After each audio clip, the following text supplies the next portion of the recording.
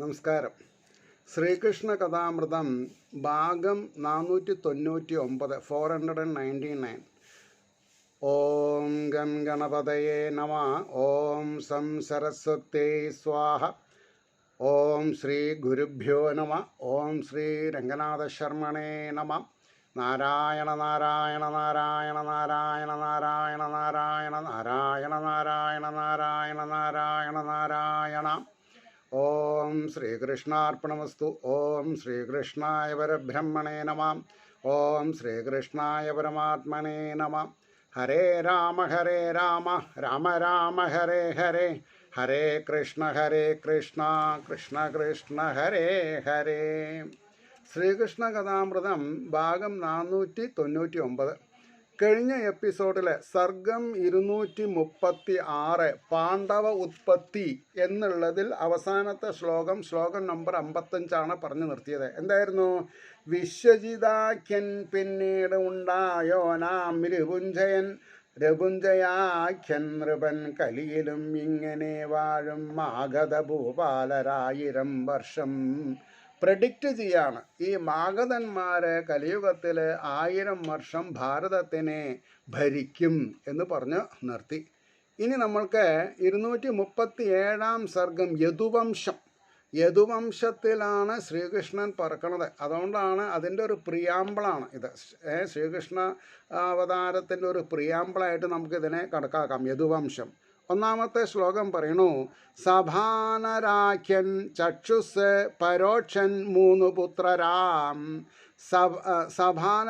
സഭാനൻ ഒരാള്, ചക്ഷുസ് പരോക്ഷൻ, ഇങ്ങനെ 3 പുത്രരാം. അനുവിന് ആദ്യനിൽ കാലനരൻ തന്നുണ്ണി സഞ്ജയൻ. ജനമേജയനാം പുത്രൻ മഹാശീലനവൻ മകൻ. അതായത് ജനമേജയൻ്റെ മകൻ മഹാശീലൻ, അവൻ മകൻ മഹാമനസ്സുതൻ. മഹാമനസ് എല്ലാം ഒബ്ജക്റ്റീവ്സാണ് സനാതനധർമ്മത്തിൽ എന്നുള്ളത് നമ്മൾ മറക്കരുത്. മഹാശീലൻ, അവൻ മകൻ മഹാമനസ്സുതൻ. പുത്രൻ അനാനൃവര്യനും ഉശീനരൻ. തിദിക്ഷുവും 2 മക്കൾ ഉശീനരന് 4 ശിബിയും വനനും പിന്നെ സ്മതിക്ഷനും. അങ്ങനെ വൃഷാദാർഭ സുവീരാഖ്യ അദ്രഗേയോർ 4 ശിബിതൻ പുത്രരാണ്. എന്നാൽ തിദിക്ഷുവിനൊരേ മകൻ. തിദിക്ഷുവിന് ഒരു മകനേ ഉണ്ടായിരുന്നുള്ളൂ. അയാളുടെ പേരെന്താ? ഋഷധ്രതൻ പിന്നെ ഹേമൻ. സുതപസ്സാണ് അവൻ മകൻ. തന്മകൻ ബലിഭൂപാലൻ അദ്ദേഹത്തിൻ്റെ പത്നിയിൽ. അംഗവംഗ കലിംഗ ആന്ധ്ര മുഖ്യരാം 6 പുത്രരെ.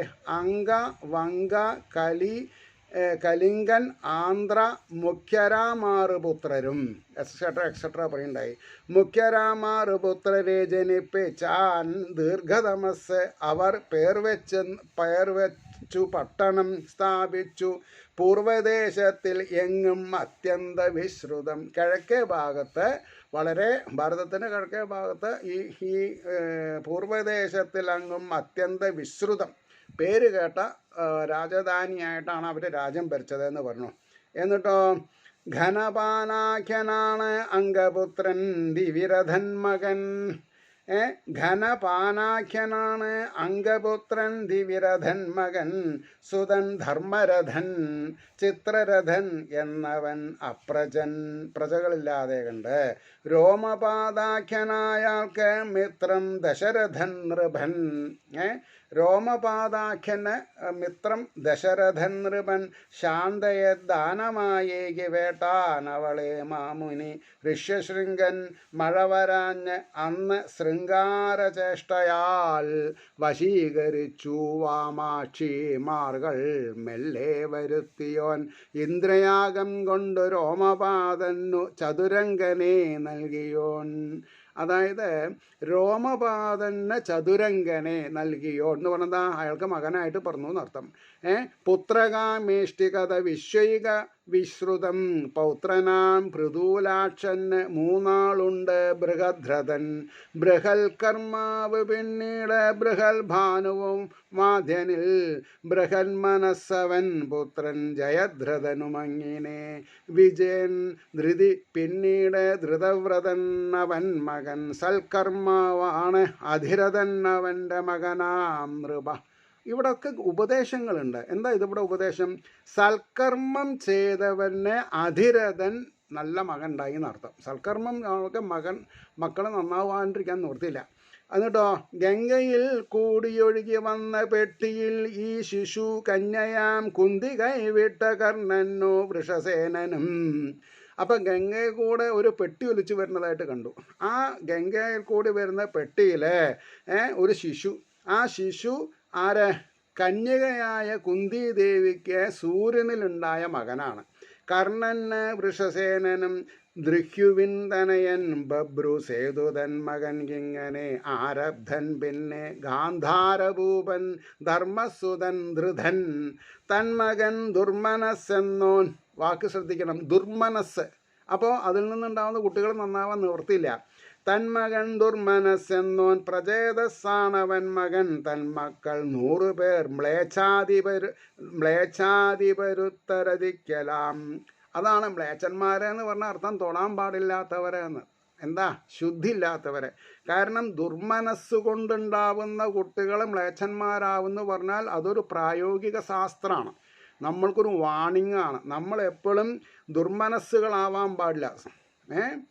അപ്പോൾ കേൾക്കൂ, തുർവസുവിൻ പുത്രൻ വന്നി ഭർഗൻ അവൻ മകൻ തൻ പുത്രപൗത്രരായോരോ ഭാനുമാനും സുഭാനുവും. സുഭാനുപുത്രൻ അത്യന്തദാനശീലൻ, സുഭാനുപുത്രൻ അത്യന്തദാനശീലൻ കരന്ധമൻ അവൻ്റെ പുത്രൻ മരുതന്നില്ല സന്താനമാകയാൽ. ഇവിടെ 2-3 കാര്യങ്ങൾ ഗുണപാഠത്തിൽ എനിക്ക് പറയണം. കാരണം ഞാൻ ഈ DC ബുക്സിൻ്റെ 18 പുരാണങ്ങൾ വാങ്ങിയതിൽ ശ്രീമദ് ഭാഗവതത്തിൻ്റെ പ്രോസ് വായിച്ചിരിക്കേണ്ട ഒരു സബ്ജക്റ്റാണ്. അത് ഞാൻ ഇവിടെ കണക്ട് ചെയ്യാൻ പോവാ. എന്താ? ശുഭാനുപുത്രൻ അത്യന്തദാനശീലൻ കരന്ധമൻ അവൻ്റെ പുത്രൻ മരുതന്നില്ല സന്താനം ആകയാൽ. അപ്പോൾ ഈശ്വരോപാസന ചെയ്ത ആൾക്ക് സന്താനം ഇല്ല എന്ന് പറഞ്ഞാൽ അതൊരു പോക്കണംകേടല്ലേ എന്ന് ചിലവർക്ക് തോന്നും. പോക്കണംകേടല്ല, അതൊരു ബ്ലെസ്സിങ് ആണ്. കാരണം കഴിഞ്ഞ ജന്മം വിഷ്ണു സേവ ചെയ്തവർക്കാണത്ര ഈ ജന്മം കുട്ടികളില്ലാതെ കൊണ്ടിരിക്കുന്നത്. അപ്പോൾ കുട്ടികളില്ലാത്തവർ കുട്ടികളുള്ളവർ വിഷ്ണു പൂജ ചെയ്തിട്ടില്ല എന്ന് ഞാൻ പറഞ്ഞില്ല. അതിന് ഒരു ഉദ്ദേശശുദ്ധി പറഞ്ഞത് ഈശ്വരൻ അവർക്കൊരു അനുഗ്രഹം കൊടുത്തു. എന്താ? കുട്ടികളെ പറ്റി ധാരേഷണ പുത്രേഷണ അർത്ഥേഷണ. അപ്പോൾ പുത്രേഷണില്ല അവർക്ക്. എന്താ പുത്രേഷണ എന്ന് പറഞ്ഞാൽ? പുത്രന്മാരിൽ നിന്നുണ്ടാവുന്ന ദേഷ്യം എന്നർത്ഥം പറയണം. ധാരേഷണ എന്ന് പറഞ്ഞാൽ ഐദർ സ്പൗസ്, ഭാര്യയ്ക്ക് ഭർത്താവ് ശരിയല്ല, ഭർത്താവിന് ഭാര്യ ശരിയല്ല. അർത്ഥേഷണ സമ്പാദ്യം പോരാ, സമ്പാദ്യം പോരാ. ഇങ്ങനെ 3 കാര്യങ്ങളാണ് മനുഷ്യന് സങ്കടം തരുന്നത്. എന്നാൽ അതിൽ സങ്കടപ്പെടാൻ പാടില്ല. കാരണം എന്താ? എല്ലാം കർമ്മഫലമാണ്. ഓരോരുത്തരും അനുഭവിക്കുന്നത് കർമ്മഫലമാണ്. അപ്പോൾ ഇവിടെ ഈ എന്താ പറയുക, പിന്നെ പുത്രനില്ലാത്ത ദുഃഖം അത് സാരമില്ല. കാരണം ഉണ്ണികൃഷ്ണൻ മനസ്സിൽ കളിക്കുമ്പോൾ മറ്റു ഉണ്ണികൾ വേണമോ എന്ന് ചോദിക്കുന്നുണ്ട് പൊന്താനം. അപ്പോൾ ആ പൊന്താനത്തിനെ ബഹുമാനിക്കണമെന്ന് ആരും ഉണ്ണികളില്ല എന്ന് പറഞ്ഞിട്ട് വിഷമിക്കില്ല. കാരണം മനസ്സിൽ ഉണ്ണികൃഷ്ണൻ ഉണ്ടായാൽ അവർക്ക് അധോഗതിയില്ല. അപ്പോൾ ഇവിടെ പറഞ്ഞതിൻ്റെ താല്പര്യം എന്താണ് വിചാരിച്ചാൽ, കുട്ടികൾ ഉണ്ടായാൽ അവർ നേരായാൽ തന്നെ അവർ ശ്രദ്ധിക്കുകയോ ഇല്ലയോ എന്നുള്ള വൈകാരിക ശബ്ദകോലാഹങ്ങൾ നമ്മുടെ ചിന്തയെ മതിക്കും. അപ്പോൾ നമുക്ക് ദുഃഖം ഉണ്ടാവും. അപ്പോൾ ആ ഒരു ചിന്ത വേണ്ട അവർക്ക്. അതുകൊണ്ടാണ് പറയാൻ കാരണം. അപ്പോൾ അവൻ്റെ പുത്രൻ മരുതൻ ഇല്ല സന്താനമാകയാൽ വരിച്ചാൻ പുരുവംശത്തിലുള്ള ദുഷ്യന്തപാലനെ. അപ്പോൾ വരിച്ചാൻ പുരുവംശത്തിലുള്ള ദുഷ്യന്തപാലൻ ഭരതനെ. അപ്പോൾ രാജ്യാശ മൂലം അവൻ നാട്ടിൽ നിന്നു മടങ്ങിനാൻ. രാജ്യാശ, ആശാപാശ വിമോഹിതന്മാരായി തീരണം എന്നാണ് വേദാന്തം പറയണത്. അത് നമ്മൾക്ക് എത്ര പറഞ്ഞാലും മനസ്സിലാവില്ല. ആശാപാശങ്ങളുടെ പൂവാണ്. അപ്പോൾ മക്കളുണ്ടായാൽ ആശാപാശം ഉണ്ടാവും. പക്ഷേ അത് നമ്മൾ അതിനെ തടയണം. ഏതിനെ? ആശാപാശങ്ങൾക്ക്. കാരണം ജനിച്ചവരൊക്കെ മരിക്കും. അത് എപ്പം മരിക്കുന്നത് നമുക്ക് പറയാൻ പറ്റില്ല. അപ്പോൾ നമ്മൾക്ക് ദോഷം തോന്നാൻ പാടില്ല മനസ്സിന്. അതുകൊണ്ടാണ് രാജ്യാശമൂലം അവൻ ആ നാട്ടിൽ നിന്നു മടങ്ങിനാൻ കേട്ടാലും യദുവിൻ വംശം. ഇപ്പോഴാണ് ആ കഥയിലേക്ക് വരുന്നത്. യദുവംശം കേട്ടാലും യദുവൻ വംശം വിശ്വൈക പരിപാലനം. ഈ യദുകുലത്തിൽ പറഞ്ഞ ശ്രീകൃഷ്ണൻ ആരാ? വിശ്വൈക പരിപാലനം ചെയ്തിട്ടുള്ള ആളാണ്. മഹാപുണ്യം ഇതാർക്കാർക്കും മനഃകർണരസായനം. എല്ലാവർക്കും യദുവംശത്തിനെ പറ്റി വായ തോരാതെ കണ്ട് സംസാരിക്കാൻ സാധിച്ചാൽ മഹാപുണ്യം. ഇതാർക്കും മനഃകർണരസായനം, മനസ്സിനും ചെവിക്കും ഇമ്പമുള്ളതാണ്. രസായനം എന്ന് പറഞ്ഞാൽ കുടിക്കാൻ സ്വാദുള്ളതെന്നൊക്കെ പറയണം, അർത്ഥം പറയണം. അപ്പം മഹാപുണ്യം ഇതാർക്കും മനഃകർണരസായനം. കൃഷ്ണനായ അവതാരം ചെയ്തത് ഈ വംശത്തിലല്ലയോ. ഭഗവാൻ ഹരി ശ്രീകൃഷ്ണനായിട്ട് അവതാരം ചെയ്തത് യദുവംശത്തിലാണ്. ശ്രദ്ധിച്ചു കേൾക്കുകയിൽ തന്നെ പാപം ആകെ നശിച്ചിടും. അപ്പോൾ ഒരു ഭാഗവതം സപ്താഹം ഉണ്ടായാൽ ആൾക്കാരിത് കേട്ടാൽ പാപം നശിക്കും. പക്ഷേ വേണ്ടത് കേൾക്കണില്ല. സപ്താഹത്തിന് പോയാൽ വേണ്ടത് എന്താ? കലികാലത്ത് നാമസങ്കീർത്തനം പാപങ്ങളെ ഹരിക്കും. അപ്പം നാമസങ്കീർത്തനം എന്ന് പറഞ്ഞാൽ പാട്ട് പാടലല്ല. ഹരേ രാമ രാമ രാമ ഹരേ ഹരേ, ഹരേ കൃഷ്ണ കൃഷ്ണ കൃഷ്ണ ഹരേ ഹരേ. കലിസന്ധരണ ഉപനിഷത്ത് എന്നുള്ള മഹാമന്ത്രം ജപിക്കണം എന്നാണ് സങ്കീർത്തനം എന്ന് പറഞ്ഞാൽ. കലിയെ സന്ധരണം ചെയ്യാനുള്ള ഏക വിദ്യയാണ്. അപ്പോൾ കൃഷ്ണനായ അവതാരം ചെയ്തത് ഈ വംശത്തിലല്ലയോ. ശ്രദ്ധിച്ചു കേൾക്കുകയിൽ തന്നെ പാപമാകെ നശിച്ചിടും. സഹസ്രജിത്തും ക്രോഷ്ടാവും നളനും രിപുവും നൃപ യദുവിൻ മക്കളാദ്യന് രഥജിത്ത് എന്നവൻ മകൻ. സഹസ്രജിത്ത്, ക്രോഷ്ടാവ്, നളൻ, രിപു. അപ്പോൾ എത്ര ആളായി? 4 ആളായി. യദുവിൻ മക്കൾ ആദ്യന് രഥജിത്ത് എന്നവൻ മകൻ. ആരാ? ആദ്യൻ സഹസ്രജിത്തിൻ്റെ മകനാണ് രഥജിത്ത്. മഹാഹയൻ, വേണുഹയൻ, ഹൈഹയൻ മൂന്നും അവനുമാം. ഐഹയാത്മജനാം ധർമ്മൻ തന്മകൻ നേത്രൻ എന്നവൻ. ഐഹയൻ എന്ന ആളുടെ മകനാണ് ധർമ്മൻ. ആ ധർമ്മൻ തൻ മകനാണ് നേത്രൻ എന്നവൻ. അവൻ്റെ തനയൻ കുന്തി സോഹം ജിതനാത്മജൻ. അവൻ്റെ തനയൻ കുന്തി സോഹം ജിതനാത്മജൻ. മാഹിഷ്മാനാണവൻ പുത്രൻ തൻ മകൻ ഭദ്രസേനകൻ.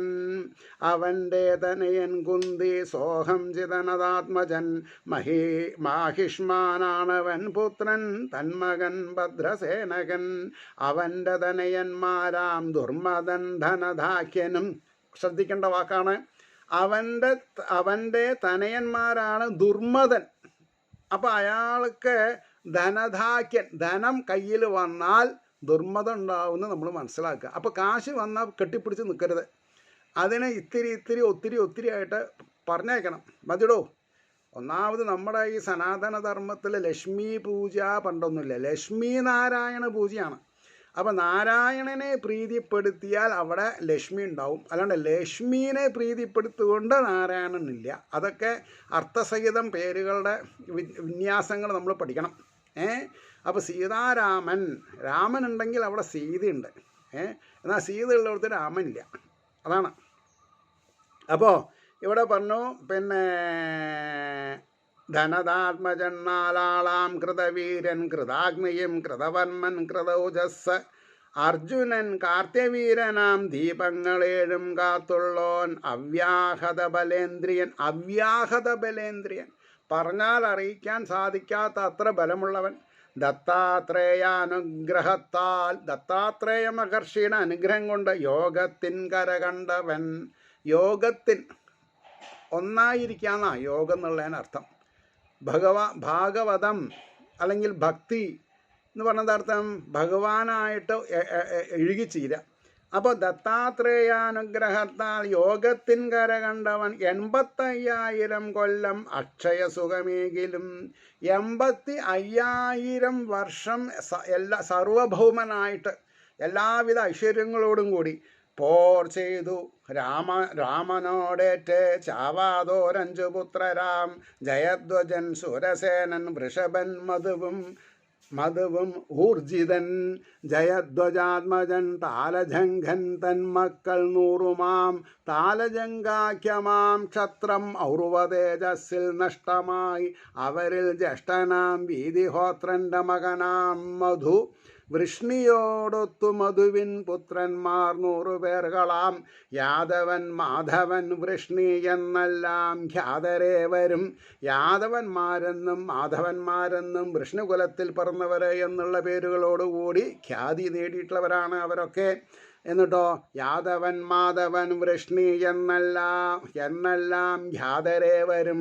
ക്രോഷ്ടാവാം യദുപുത്രൻ വൃജിനവാൻ മകൻ ശ്വാഹിഭൂപൻ അടുത്തോനാം ഋഷേഗു നൃപപുങ്കവ. ഹേ രാജാവേ കേട്ടോളൂ, ഇങ്ങനെയൊക്കെയാണ് കാര്യങ്ങളുടെ കിടപ്പ് എന്ന് പറയണു. എന്നിട്ടോ പുങ്കവ പിന്നെ ചിത്രരഥൻ പിന്നെ യോഗിയാം ശശബിന്ദുവാം ഭോഗിയായും വിലസിനാൻ ആ മഹാത്മാവു മന്നിതിൽ.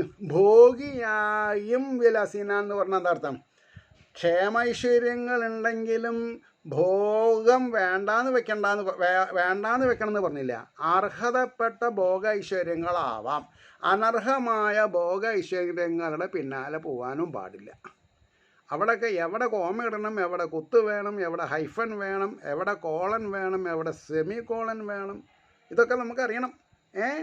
അതുകൊണ്ടാണ് പറഞ്ഞത് ഭോഗിയായും വിലസിനാൻ ആ മഹാത്മാവ് മന്യതിൽ അദ്ദേഹത്തിനു സാധിക്കാതൊന്നുമില്ല ജഗത്തിതിൽ. അതാണ് സർവഭൗമൻ എന്ന് പറഞ്ഞാൽ. ഇന്നത് സാധിച്ചില്ലല്ലോ എന്നുള്ള ഒരു പരാധീനതയില്ല. സർവഭൗമനായിരുന്നെങ്കിൽ ഭഗവാൻ തൻ്റെ ഭക്തന്മാരുടെ ആഗ്രഹാഭിലാഷങ്ങൾ നിറവേറ്റാതെ ഇരിക്കില്ല എന്നാ. പക്ഷെ അത് വിചാരിച്ച് അനർഹമായിട്ടുള്ളതൊന്നും ആഗ്രഹിക്കാൻ പാടില്ല. അർഹമായിട്ടുള്ളതൊക്കെ ഭഗവാൻ തരും ചെയ്യും. അതുകൊണ്ടാണ് പറഞ്ഞത് അദ്ദേഹത്തിനു സാധിക്കാതൊന്നുമില്ല ജഗത്ത് ഇതിൽ. 10,000 പത്നിമാർ, എത്ര 10,000 ഭാര്യമാർ, 10,000 പത്നിമാരിൽ ആ മഹായോഗി പുങ്കവൻ ജനിപ്പിച്ചുള്ളോറുകൾ 100 കോടി പോലും മഹാത്ഭുതം.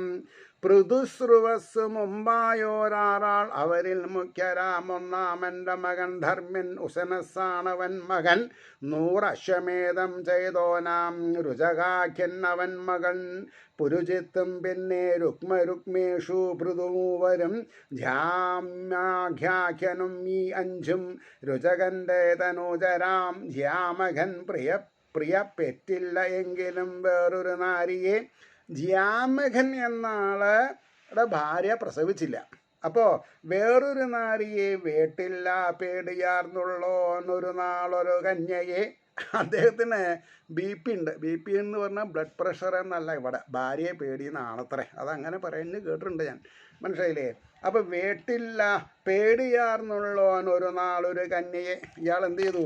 ഒരു സ്ഥലത്ത് വരുമ്പോൾ നല്ലൊരു പെൺകുട്ടിയെ കണ്ടു. എന്നാൽ കയറിക്കോളൂ രഥത്തിലെന്നായി. ആ രഥത്തിൽ കയറി ഇറങ്ങണ സമയത്ത് ഭാര്യയുടെ മുമ്പിലാണ് പോയി പെട്ടത്. ഇതാരാ ചോദിച്ചു. എൻ്റെ ഭാര്യ ആവേണ്ടവളാണെന്നൊന്നും ഇദ്ദേഹം പറഞ്ഞില്ലേ. എന്താ പറഞ്ഞത്? നമ്മുടെ മകനുണ്ടാവുന്ന കുട്ടിക്ക് കല്യാണം ചെയ്ത് കൊടുക്കാൻ വേണ്ടിയിട്ടുള്ളവളാന്ന് പറഞ്ഞു. സ്നുഷ എന്നാണ് സംസ്കൃതത്തിൽ അതിന് പറയാം.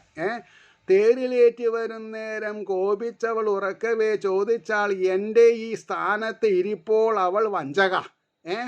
നിൻ പുത്രഭാര്യയെന്നോതിയിടവേ തെല്ലു ചിരിച്ചവൾ. അതായത് ഇതാരാ, എൻ്റെ സ്ഥാനത്തിരിക്കുന്നവൾ ആരാ എന്ന് ചോദിച്ചു. അത് ഇദ്ദേഹം പറയാണ്, നിൻ പുത്രഭാര്യ, നിൻ്റെ മകൻ്റെ ഭാര്യയാണ് ഇവളെന്ന് പറഞ്ഞു.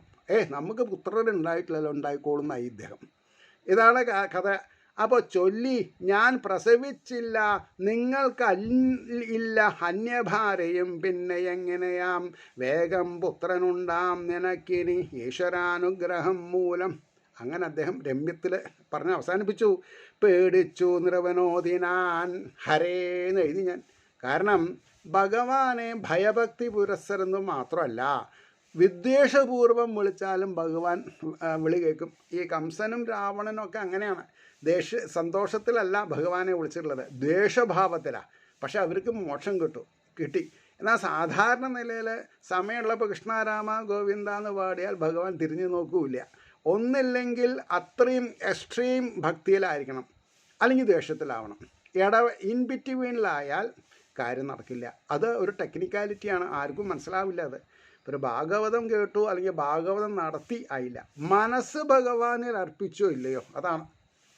മനസ്സ് ഭഗവാനിൽ അർപ്പിച്ചാൽ കാര്യങ്ങളൊക്കെ നേരെ നടക്കും. അപ്പോൾ ഇവിടെ പറഞ്ഞു, അപ്പോൾ പിന്നെ എങ്ങനെയാം വേഗം പുത്രനുണ്ടാം നിനക്കിനി ഈശ്വരാനുഗ്രഹം മൂലം. പേടിച്ചു നൃപനോദിനാൻ അതും കേട്ടനുമോദിച്ചു ദേവന്മാരും പിതൃക്കളും. അതായത് നല്ലത് ഉപദേശിച്ചാൽ നല്ലത് നടക്കും. നമ്മൾക്ക് മറ്റുള്ളവർക്ക് വേണ്ടി നന്മ നേർന്ന എന്താ കുഴപ്പം? ഒരാൾക്കും ഇന്നതുണ്ടാവില്ല എന്ന് നമ്മൾ പറയണ്ട. ഓ ഈശ്വരനല്ലേ എല്ലാറ്റിനും കാര്യം, അതൊക്കെ നടക്കിട്ടുവോ എന്ന് പറഞ്ഞാൽ മതി. അപ്പോൾ നമ്മുടെ തലയിലുള്ള തഥാതനും അവരുടെ തലയിലുള്ള ധാതാതനും തഥാസ്തു എന്ന് പറഞ്ഞാൽ നമ്മൾ വേണ്ട നിർമ്മല മനസ്സോടുകൂടി സ്വാർത്ഥലാഭങ്ങളില്ലാണ്ട് പരപ്രേരണയില്ലാണ്ട് പരന് സൗഖ്യമുണ്ടാവണം എന്ന മാനസാഭിരുചിയോടുകൂടി നമ്മൾ എന്തൊക്കെ പറയണോ അതൊക്കെ നടക്കും. അതാണ് സത്യം. അപ്പോൾ ഇവിടെ പറഞ്ഞു, അതും കേട്ടനുമോദിച്ചു ദേവന്മാരും പിതൃക്കളും. ശൈബ്യ എന്നവളോരാണ്ടിനുള്ളിലായി പെറ്റു നല്ലൊരു മനോജ്ഞനുണ്ണിയെ, അക്കുമാരിയെ വിദർഭനെന്ന പേരാർന്നൊരു നൃപതി വേട്ടു ഭാഗ്യവാൻ. എന്താ ഉണ്ടായത്? ശൈബ്യ എന്നവൾ ഒരാണ്ടിനുള്ളിൽ, അതായത് ഈ രാജാവിൻ്റെ പേര് ശൈബ്യ എന്നായിരുന്നു. അവൾ ഒരു കൊല്ലത്തിൻ്റെ ഉള്ളിൽ ഒരു കുട്ടീനെ, നല്ലൊരു ഉണ്ണീനെ പെറ്റു. മനോജ്ഞനുണ്ണിയെ അക്കുമാരിയെ വിദർഭനെന്ന പേരാർന്നൊരു നൃപതി വേട്ടു ഭാഗ്യവാൻ. ഇത് ശ്രീകൃഷ്ണകഥാമൃതേ കലികൽമഷനാശനെ വിഭൂതി കാണ്ഡേ സപ്തത്രിശുംശാധികദ്വിശതമസ്സർഗ സർവത്ര ഗോവിന്ദനാമ സങ്കീർത്തനം ഗോവിന്ദ ഗോവിന്ദ. അങ്ങനെ ആ 42 ശ്ലോകമുള്ള 237 സർഗം അവിടെ അവസാനിച്ചു. നമ്മൾ വെറുതെ ഇരിക്കണില്ല. 238 സർഗം ഇത് കമ്പാരിറ്റീവ്ലി കുറച്ച് വലിയ സർഗമാണ്. മാത്രമല്ല 72 ശ്ലോകമുണ്ട്. ഇതോടുകൂടി നവമസ്കന്ധം കഴിയാണ്. ഇനി ദശമസ്കന്ധത്തിലേക്കാണ് നമ്മൾ കഥ പോണത് ഈ ഒരു സർഗം കഴിഞ്ഞാൽ. അപ്പം ഇതിന് ശ്രീകൃഷ്ണ അവതാര സൂചന എന്നാ സർഗത്തിൻ്റെ പേര്. 238 സർഗം പറയാ ശ്രീകൃഷ്ണ അവതാര സൂചനം. ഒന്നാമത്തെ ശ്ലോകം നോക്കുക. വിദർഭൻ അവളിൽ തന്നെയുണ്ടായൊരാം കുശൻ ക്രധൻ വിനീതനാം രോമപാതനെന്നും 3 കിടാങ്ങളും. വിദർഭന് അവളിൽ ഏത് ഈ സ്നുഷ എന്ന് പറഞ്ഞല്ലോ, അവളിൽ തന്നെയുണ്ടായോരാം കുശൻ ക്രധൻ വിനീതനാം രോമപാതൻ എന്നു 3 കിടാങ്ങളും. രോമപാതസുതൻ ബഭ്രു തന്മകൻ കൃതി, തന്മകൻ കുശികന്റെ സുതൻ ചൈത്യതൻ മൂലമാണവൻ. ക്രധന്റെ തനയൻ കുന്തി വൃഷ്ടി നിർവൃതി. അങ്ങനെ ദാശാർഹ വ്യോമജീമൂതാഖ്യരും വികൃതി. പിന്നെയാം പേരെന്താ? വികൃതി. അടുത്തു ഭീമരഥനാം മകൻ നവരഥാഖ്യനും. ഉടൻ ദശരഥാഭിഖ്യൻ പിന്നെ ശകുനി തന്മകൻ. കരംഭി ദേവരാധാഖ്യൻ ദേവക്ഷത്രനുമങ്ങിനെ. മധുഭൂപൻ കുരുവംശനനുവും പുരോഹോത്രനും. ആയുസ്സുതൻ മകൻ പൗത്രൻ സത്വതൻ 7 പുത്രരാം. സ്വാതതൻ 7 പുത്രരാം. ഭജമാനൻ ഭജിനൃപൻ ദിവ്യനും വൃഷ്ണിഭൂപനും. ദേവാ വൃഥാന്തക മഹാഭോജന്മാരും. ഗുരുത്തമ ആരാ ഗുരുത്തമൻ? പിന്നെ പരീക്ഷത്ത്.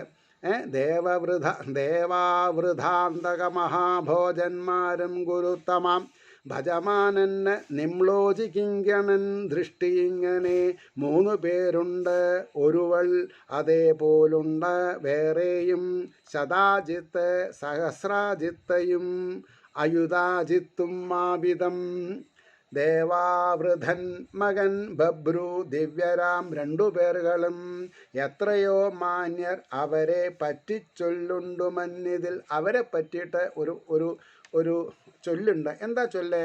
കേട്ട പോലൊക്കെയും നേരാണ് ഞങ്ങൾ കണ്ടിട്ടറിഞ്ഞതാം മകൻ മർത്യരിൽ ആരാധ്യൻ അച്ഛനോ ദേവതുല്യനാം. എന്താപ്പത്? ഓരോ വാക്കുകളുടെ ഗരിമ. കേട്ട പോലൊക്കെയും നേരാണ് ഞങ്ങൾ കണ്ടിട്ടറിഞ്ഞതാം.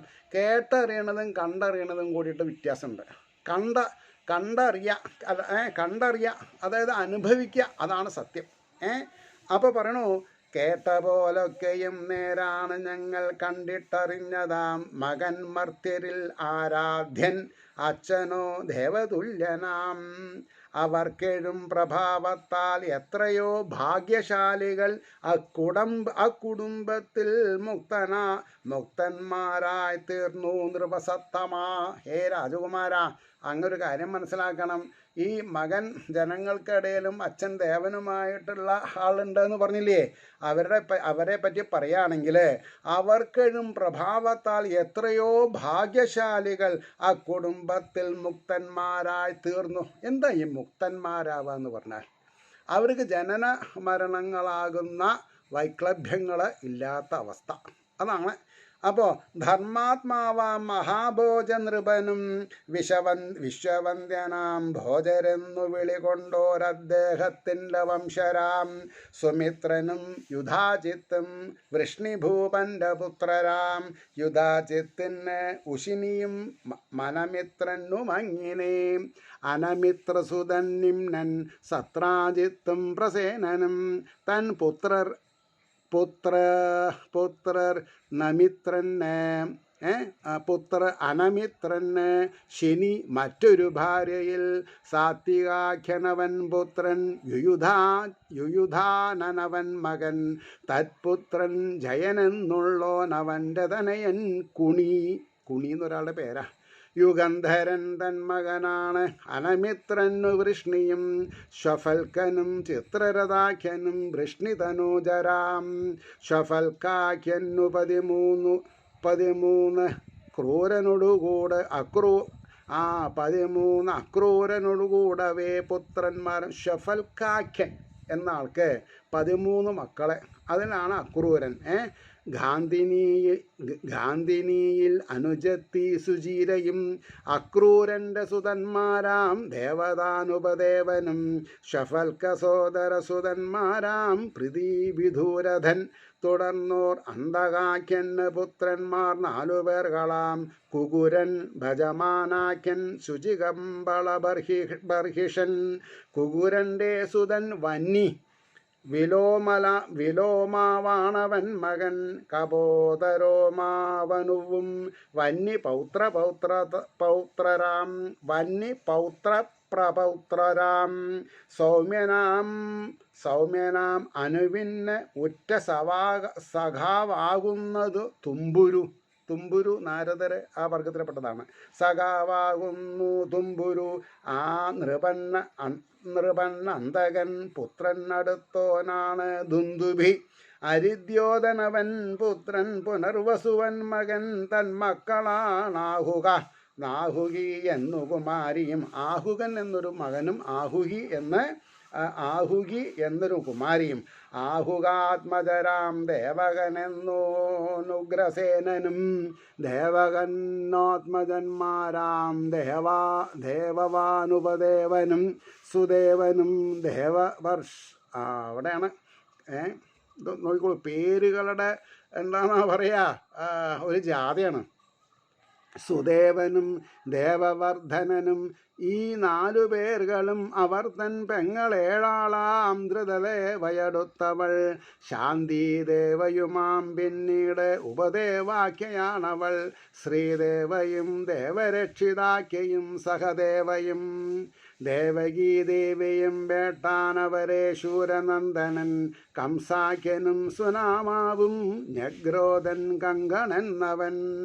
ശംഖുവും സുഹുവും രാഷ്ട്രപാലനും സൃഷ്ടിതുഷ്ടിമാൻ വീരന്മാര് ഈ 9 ഉഗ്രസേനന്റെ പുത്രരാം. കംസയും കംസവതിയും കങ്കയും ഗുരുഭൂവും രാഷ്ട്രപാലികയഞ്ചാളും ഉഗ്രസേനന്റെ പുത്രന്മാരൊക്കെ വെവ്വേറെ പറയുന്നുണ്ട്. വാസുദേവജന്മാർദ്ദൻ പത്നിമാരാം നൃപോത്തമ. വാസുദേവാനുജന്മാർ, വസുദേവരുടെ അനിയന്മാരുടെ എന്താ പറയുക പത്നിമാരാണ് രാജാവേ എന്ന് പറഞ്ഞു. വിദൂരതൻ്റെ മകനാം ശൂരന് ഭജമാനനാം ശനി, പിന്നെ സ്വയംഭോജൻ അടുത്തോനാം ഹൃദീകനും. തൻപുത്രരാം ദേവബാഹു, പിന്നെ ശതധനുസ്സുമാം കൃതവർമാവും ഈ 3 ദേവമേഢന്റെ നന്ദനൻ. ശൂരൻ വേട്ടാൻ മാരിഷ അവളിൽ 10 പുത്രരാം. വസുദേവൻ ദേവഭാഗൻ, പിന്നെ ദേവശ്രുവസുമാം ആനകൻ സൃഞ്ജയൻ ശ്യാമകാഖ്യൻ കങ്കൻ ശമീകനും. വത്സകൻ വൃഗനീവണ്ണം എത്രയും പുണ്യശാലികൾ. ദേവന്മാർ ആനകം തൊട്ട വാദ്യമേവൻ ജനിക്കവേ. അതാണ് ദേവദുന്ദുഭി എന്ന് വസുദേവർക്ക് പേരുണ്ട്. വസുദേവരെ പ്രസവിച്ചപ്പോൾ ദേവലോകത്ത് ദുന്ദുഭി മുതലായിട്ടുള്ള എന്താ പറയുക പറയടിക്കുക, ചണ്ടാന്ന് അർത്ഥം പറയാം. ദേവന്മാരാനകം തൊട്ടവാദ്യമേവൻ ജനിക്കവേ മുഴക്കിയിടുകയാൽ ആ ദേഹത്തെ ആനകദുന്ദുഭി എന്നുകൂടി വിളിച്ചിടും. പൃഥയും ശ്രുതദേവയും ശ്രുതശ്രവസ്സുമല്ല മുമ്പിൽ അശ്രുതകീർത്തിയാം.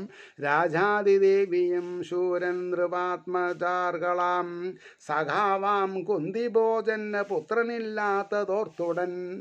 അപ്പോൾ കുറേ ആൾക്കാർക്ക് കുറേ മക്കളുണ്ട്, ചിലവർക്ക് മക്കളില്ല. അതുകൊണ്ടാണ് സഖാവാം കുന്തിഭോജന് പുത്രനില്ലാത്തതോർത്തുടൻ ശൂരൻ കനിഞ്ഞരുളിനാൻ പൃഥയാം തൻ്റെ പുത്രിയെ. ശൗശീലം കണ്ടവൾക്കേകി ദുർവാസൽഭുതാവഹം. ഇവിടെയാണ് കുന്തി ദേവിക്ക് ഈ മന്ത്രം കിട്ടുന്നത്. സൗശീലം കണ്ടവൾക്കേകി ദുർവാസസ് അത്ഭുതാവഹം. ദേവന്മാരെ വശത്താക്കും വിദ്യാ കാരുണ്യവാരിധി. അവിടെ നിർത്താം. കാരണം ഞാൻ കുഴയാൻ തുടങ്ങി, ക്ഷണിക്കാൻ തുടങ്ങി. കാരണം ഈ പേരുകളിങ്ങനെ അടിമുട്ടിക്കുന്ന ഒന്ന് വിട്ട് അല്ലേ, ഹൈറാർക്കി ആയിട്ട്. അപ്പോൾ നമ്മൾ എന്താ പറഞ്ഞത്? ശൗശീലം കണ്ടവൾക്കേകി ദുർവാസസ് അത്ഭുതാവഹം.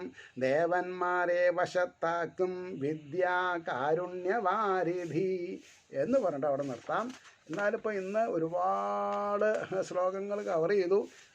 നാളെ നമ്മൾക്ക് എല്ലാം ശരിയാവുകയാണെന്നുണ്ടെങ്കിൽ ഇപ്പോൾ പറഞ്ഞു വരുന്ന 238 പിന്നെ സർഗം അവിടെ കഴിയും. മറ്റന്ന് നമ്മൾക്ക് ശ്രീകൃഷ്ണ പിന്നെ അവതാരം മുതൽക്കുള്ളത് തുടങ്ങാൻ സാധിക്കും. അപ്പോൾ ഇവിടെ നമ്മളെന്താ എത്രാമത്തെ ഭാഗമാണ്? 499 യദുവംശത്തിൽ നിന്ന് നമ്മൾ തുടങ്ങിയത്. ഇന്നാണ് കൂടുതൽ പോർഷൻ പോയിട്ടുള്ളത്. എന്തോ ആവട്ടെ. അപ്പോൾ 500ാമത്തെ എപ്പിസോഡാണ് നാളെ. അത് കഴിഞ്ഞ് 501 നമുക്ക് ശ്രീകൃഷ്ണൻ്റെ ലീലാവിനോദങ്ങളിലേക്ക് കടക്കാവുന്ന ഭാഗത്തിലാണ്. ഏവർക്കും ശ്രീഹരിയുടെ അനുഗ്രഹാശിസ്സുകൾ നിർലോഭം ഉണ്ടാവട്ടെ എന്ന് പ്രാർത്ഥിച്ചുകൊണ്ട് വാക്കുകൾ ചുരുക്കുന്നു. നമസ്കാരം. നാളെ കാണാം.